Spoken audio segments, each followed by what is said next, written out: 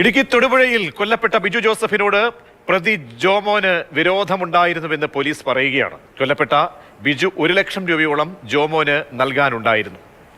ബിജുവിന് ഭീഷണികൾ ഉണ്ടായിരുന്നുവെന്ന് സഹോദരൻ ജോസ് മാതൃഭൂമി ന്യൂസിനോട് പറഞ്ഞു. കേസിൽ കൂടുതൽ പേർക്ക് പങ്കുള്ളതായി സംശയിക്കുന്നുവെന്നും ജോസ് പറഞ്ഞു. ജോമോന് വേണ്ട പ്രശ്നങ്ങളുള്ളതായിട്ട് അവൻ്റെ ഭാര്യയ്ക്കും അറിയാം, അല്ലാതെ എനിക്ക് കൂടുതൽ അതേപ്പറ്റി അറിയില്ല. ജോമോൻ ഭീഷണിപ്പെടുത്തി എന്നാണ് ഈ പരാതി കൊടുത്ത ദിവസം ഈ ബിജുവിൻ്റെ ഭാര്യ പറഞ്ഞത്. എന്ത് പറഞ്ഞാൽ അവൻ രാവിലെ വീട്ടിൽ നിന്ന് ഇറങ്ങി പോകുമ്പോൾ അവന് വെളുപ്പിന് പോകുന്ന കൂട്ടത്തിലാണെന്ന് ഞങ്ങൾക്ക് അറിയാം. അവൻ പോകുന്ന വഴിക്ക് ഒരു വണ്ടിക്ക് ഒരു തട്ട് കൊടുക്കാനൊക്കെ ഞങ്ങൾക്ക് അറിയാൻ കിട്ടും എന്ന് അവൻ പറഞ്ഞിരുന്നു എന്നാണ്. അയാൾ 60 ലക്ഷം രൂപ കൊടുക്കാനുണ്ടെന്നൊക്കെ പറയുന്നു. അതിൽ വസ്തുത ഒന്നും കാണാൻ സാധ്യതയില്ല. ഇവർ തമ്മിൽ എങ്ങനെ പരിചയപ്പെടുന്നത് ഇവർ ഈ ജോമോൻ എന്ന് പറയുന്ന ആള് കേറ്ററിംഗ് സ്ഥാപനം നേരത്തെ നമ്മൾ നടത്തിക്കൊണ്ടിരിക്കുന്നത്. അപ്പം ഈ ബിജുവിന് വർക്ക്ഷോപ്പ് ഉണ്ടായിരുന്നു വാഹനം ഇതിൻ്റെ. ആ വർക്ക്ഷോപ്പിൽ വണ്ടി പണിയാൻ വന്നുള്ള പരിചയമാണെന്നാണ് പറയുന്നത്. ആ പരിചയം അവർ കൂടുതൽ അടുപ്പത്തിലേക്ക് വരികയും പിന്നെ ബിജു വർക്ക്ഷോപ്പ് നിർത്തി JCB ഇടപാട് നടത്തി. JCB നടത്തിക്കൊണ്ടിരിക്കുന്ന സമയത്ത് അവൻ്റെ കാലിന് ഈ കടുത്ത ഷുഗർ വന്ന് കാലിൻ്റെ അസ്ഥി പൊടിയുന്ന ഒരു രോഗം ഉണ്ടായിരുന്നു. ആ രോഗം വന്ന് അവന് നടക്കാനും കാലിനൊക്കെ ഒന്നും മുറിവൊക്കെ ആയിരുന്നു. അപ്പോൾ ഈ വണ്ടി JCBയുടെ സൈറ്റുകളിലൊക്കെ പോകാനുള്ള ബുദ്ധിമുട്ടുകൊണ്ട് JCBയും ടിപ്പറുമൊക്കെ വിറ്റു. അപ്പം പിന്നെ ജീവിതമാർഗ്ഗം എന്നുള്ള ഒരു ബിസിനസ് ചെയ്യണം എന്നുള്ളതിൽ ഇവൻ്റെ കൂടെ ബിസിനസ് കൂടിയതാണ്. ഇപ്പം ജോമാനോട് ഷെയർ പിരിഞ്ഞതിന് ശേഷം ജോമാനോട് ചില ശത്രുതയൊക്കെ ഉണ്ടായിരുന്നു. അവരിങ്ങനെ ഭീഷണിപ്പെടുത്തുകയൊക്കെ ചെയ്തു. പിന്നെ അവൻ്റെ ഡ്രൈവർ ഉണ്ടായിരുന്നു ആദ്യകാലത്ത്. ആ ഡ്രൈവറൊക്കെ അവൻ പുറത്തൂടെ ആയിരുന്നു. ഒത്തിരി ഭീഷണികളൊക്കെ ഉണ്ടായിരുന്നു എന്നൊക്കെ ഉള്ള രീതിയിലുള്ള സംഭാഷണങ്ങളൊക്കെ വന്നു. അപ്പോൾ ഇവർ രണ്ടുപേരുടെയും പരാതി കൊടുത്തപ്പോൾ ഇവർ രണ്ടുപേരുടെ ഫോൺ നമ്പർ സഹിതമാണ് നമ്മൾ സ്റ്റേഷനിൽ പരാതി കൊടുത്തത്. അന്നേരം തന്നെ പോലീസ് 2 കൂട്ടരും വിളിച്ചു. ഇവരുടെ എല്ലാം ഫോൺ സ്വിച്ച് ഓഫാണ്.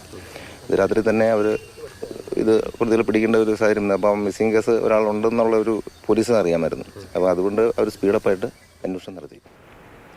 നിലവിൽ ബിജു ജോസഫിന്റെ മൃതദേഹമുള്ളത് ഇടുക്കി മെഡിക്കൽ കോളേജിലാണ്. പോസ്റ്റ്മോർട്ടം നടപടികൾ ആരംഭിച്ചിട്ടുണ്ട്. അതിനുശേഷമായിരിക്കും ബന്ധുക്കൾക്ക് മൃതദേഹം വിട്ടു നൽകുക. ഇന്ന് തന്നെ സംസ്കാര ചടങ്ങുകൾ ഉണ്ടാകും.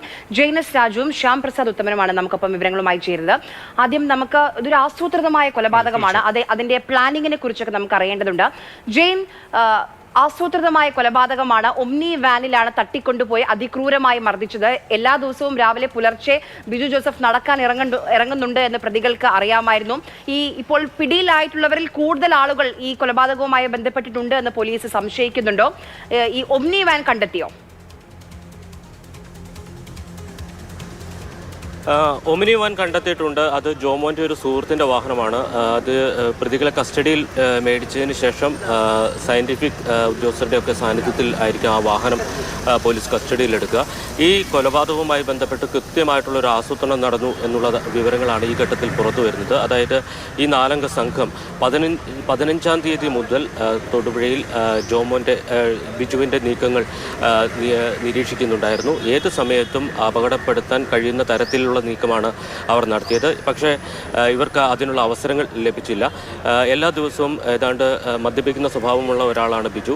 ബാർ അടച്ചതിന് ശേഷം മാത്രമാണ് വീട്ടിലേക്ക് പോവുക. അങ്ങനെ വീട്ടിൽ നിന്ന് അല്ലെങ്കിൽ വീട്ടിലേക്ക് വരുന്ന സമയത്ത് തട്ടിക്കൊണ്ടു പോകാം എന്ന ഒരു പ്ലാനിംഗ് ആണ് ഈ സംഘത്തിനുണ്ടായിരുന്നത്. പക്ഷേ അന്ന് അപ്രതീക്ഷിതമായി 19-ാം തീയതി രാത്രി അപ്രതീക്ഷിതമായി ബിജു നേരത്തെ 8:30 ആയപ്പോൾ തന്നെ വീട്ടിലേക്ക് മടങ്ങിപ്പോയി. അതുകൊണ്ടാണ് അന്നത്തെ പ്ലാനിംഗ് നടക്കാതിരുന്നത്.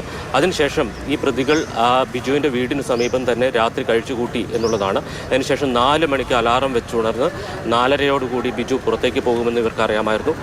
അങ്ങനെ അലാറം വെച്ചുണർന്ന് പിന്തുടർന്നാണ് ബിജുവിന്റെ സഹോദരനുമായി സംസാരിച്ചു. ഈ മുൻപും ഭീഷണി ഉണ്ടായിട്ടുണ്ട് എന്ന് ഭാര്യ പറയുന്നു. ഭാര്യയടക്കം ഫോണിൽ വിളിച്ച് ഭീഷണിപ്പെടുത്തിയെന്ന് പറയുന്നു. അപ്പോൾ ആ സമയത്ത് പരാതിപ്പെട്ടിരുന്നോ? ആ സമയത്ത് പരാതിപ്പെട്ടിട്ടില്ല. പക്ഷേ ഇത് സംബന്ധിച്ച തർക്കങ്ങൾ, മറ്റു സാമ്പത്തിക ഇടപാടുകളുമായി ബന്ധപ്പെട്ട തർക്കങ്ങളുണ്ടായിരുന്നു. അതുമായി ബന്ധപ്പെട്ട് പോലീസ് സ്റ്റേഷനുകളിൽ പരാതിയുണ്ട്. പക്ഷേ ഇതൊരു സിവിൽ സ്വഭാവത്തിലുള്ള പരാതി ആയതുകൊണ്ട് തന്നെ പോലീസ് ആ കാര്യത്തിൽ കാര്യമായ നടപടി സ്വീകരിച്ചിട്ടില്ല എന്നുള്ളതാണ്. പക്ഷേ ഇവർ തമ്മിൽ സാമ്പത്തിക ഇടപാടുമായി ബന്ധപ്പെട്ട തർക്കങ്ങളുണ്ടായിരുന്നു. ആ തർക്കത്തിൻ്റെ ഭാഗമായിട്ടാണ് ബിജുവിൻ്റെ ഭാര്യയെ വിളിച്ച് ജോമോൻ ഇങ്ങനെ പറയുന്നത്, ഈ ബിജു എപ്പോഴൊക്കെയാണ് വീട്ടിൽ നിന്ന് പുറത്തു പോകുന്നത് തങ്ങൾക്കറിയാം.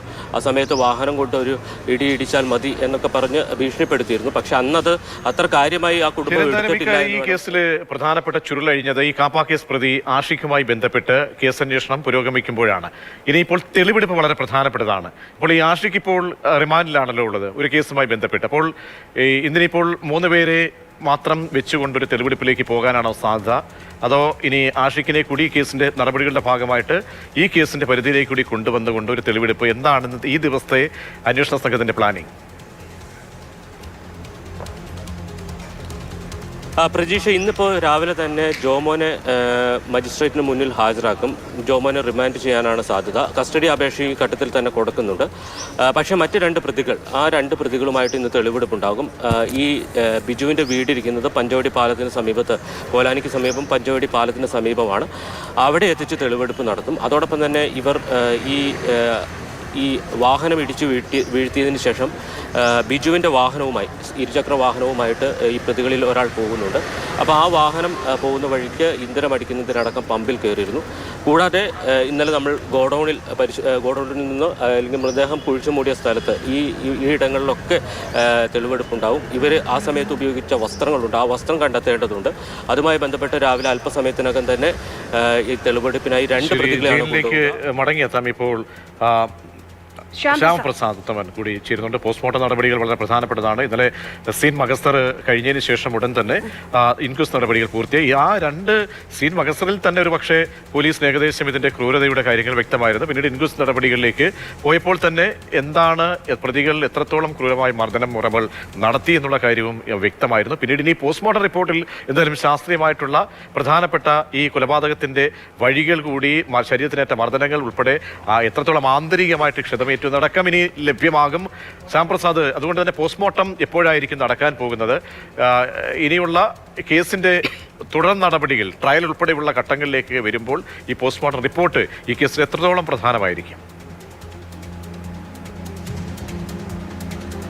പ്രതീക്ഷ, അതായത് പോലീസിനെ സംബന്ധിച്ചിടത്തോളം ഈ കേസ് പെട്ടെന്ന് തെളിയിക്കാൻ പറ്റി എന്നതാണ്. അതുകൊണ്ട് തന്നെ ഈ കേസുമായി ബന്ധപ്പെട്ടുള്ള അതിൻ്റെ റിമാൻഡ് റിപ്പോർട്ടും കാര്യങ്ങളും ഉൾപ്പെടെയുള്ള കാര്യങ്ങൾ വളരെ കൃത്യമായ രീതിയിൽ പഴുതടച്ച രീതിയിൽ തയ്യാറാക്കേണ്ടതുണ്ട്. അതുകൊണ്ട് തന്നെ നിലവിലിപ്പോൾ പോസ്റ്റ്മോർട്ടം നടപടികളെല്ലാം തന്നെ ഇപ്പോൾ തുടങ്ങിയിരിക്കുന്നു. അല്പസമയം മുമ്പാണ് പോസ്റ്റ്മോർട്ടം നടപടികൾ തുടങ്ങിയത്. ഈ പോസ്റ്റ്മോർട്ടം നടപടികൾക്ക് ശേഷം പ്രാഥമിക റിപ്പോർട്ട് കിട്ടും. ആ പ്രാഥമിക റിപ്പോർട്ടിൽ തന്നെ കൃത്യമായ രീതിയിൽ എന്താണ് ഈ മരണകാരണം എന്ന് അടക്കമുള്ള കാര്യങ്ങൾ അറിയാൻ കഴിയും.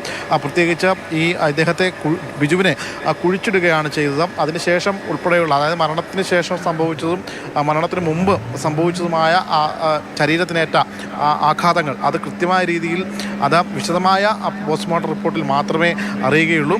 ഈ കാര്യങ്ങൾ കൂടി ലഭിച്ച ശേഷമായിരിക്കും ഇത് സംബന്ധിച്ചുള്ള കാര്യങ്ങൾ പോലീസ് ഒരു കൃത്യത വരുത്തി ആ രീതിയിലേക്ക് നീങ്ങുകയുള്ളൂ. നിലവിലിപ്പോൾ ഈ പ്രതികളെ ഇത് സംബന്ധിച്ച് തെളിവെടുപ്പും കാര്യങ്ങളുമൊക്കെ ഉണ്ട്.